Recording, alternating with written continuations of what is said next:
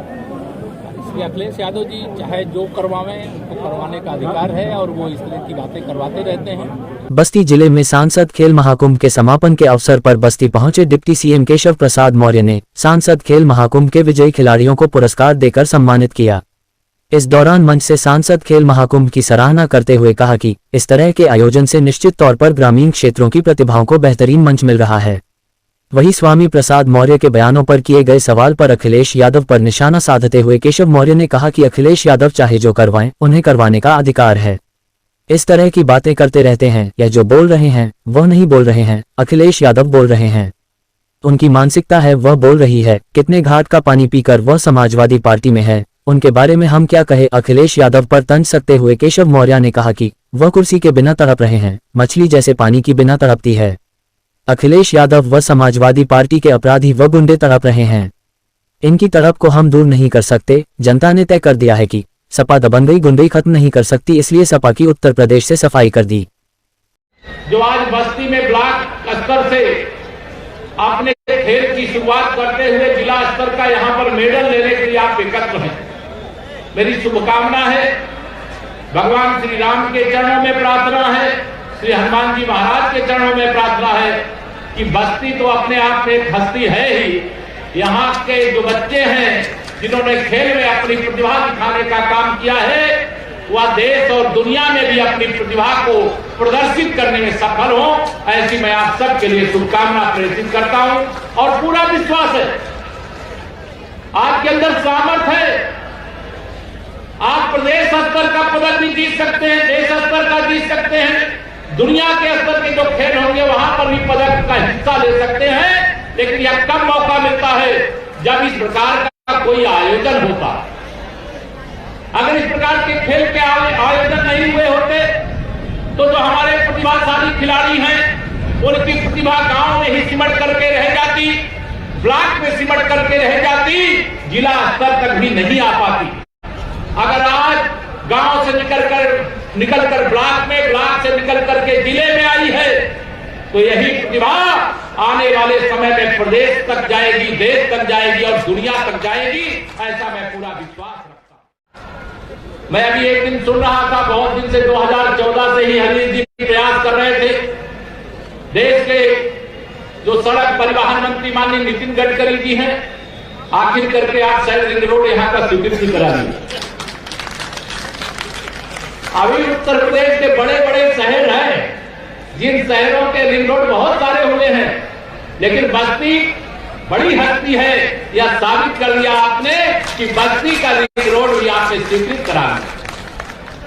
84 कोसी परिक्रमा का मार्ग, चाहे राम वनगमन मार्ग हो और चाहे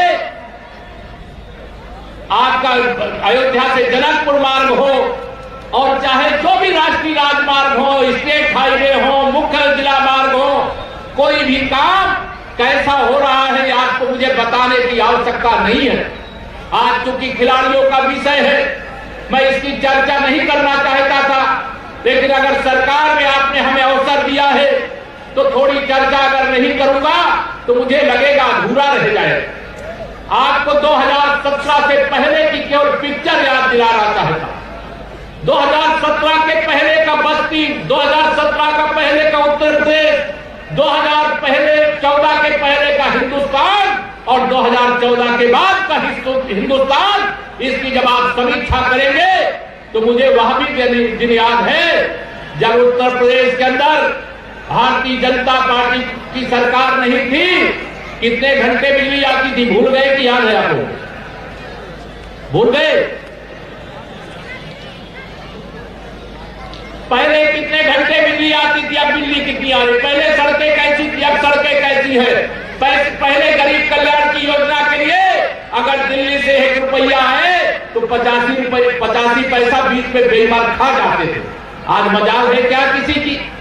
आज भ्रष्टाचार मुक्त भारत, आतंकवाद से मुक्त भारत, नक्सलवाद से मुक्त भारत और गरीबी से मुक्ति की ओर बढ़ता हुआ भारत और दुनिया में तिरंगे का मान और सम्मान बढ़ाता हुआ भारत। पिछले दिनों चाहे पद्म विभूषण का, पद्मश्री का, तमाम अवार्डों का आवंटन हुआ। पहले अवार्ड दिए जाते थे तो किसको? कोई एक परिवार, कोई एक और कोई एक पार्टी से जुड़े हुए लोगों को दिया जाता था। लेकिन माननीय प्रधानमंत्री जी जो कहते हैं सबका साथ सबका विकास, तो ऐसे सबको सम्मान और सबको स्थान देने का काम भी माननीय प्रधानमंत्री श्री नरेंद्र मोदी जी के नेतृत्व में हो रहा है। आप सब श्री राम जन्मभूमि आंदोलन, भगवान राम का भी अजय जी ने उल्लेख कर दिया। मखौड़ा धाम को कौन नहीं जानता, लेकिन भगवान राम की जन्मभूमि अयोध्या, जिस आंदोलन का मैं भी सिपाही रहा हूं, मुझे इस बात का गर्व है।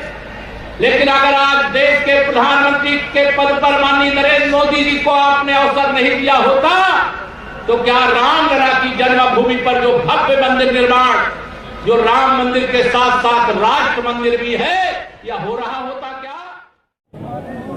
इसलिए अखिलेश यादव जी चाहे जो करवावें, उनको करवाने का अधिकार है और वो इस तरह की बातें करवाते रहते हैं। बाकी उनकी कोई स्वामी प्रसाद मौर्य ने धर्मगुरुओं को आतंकी और जल्लाद तक कह दिया है।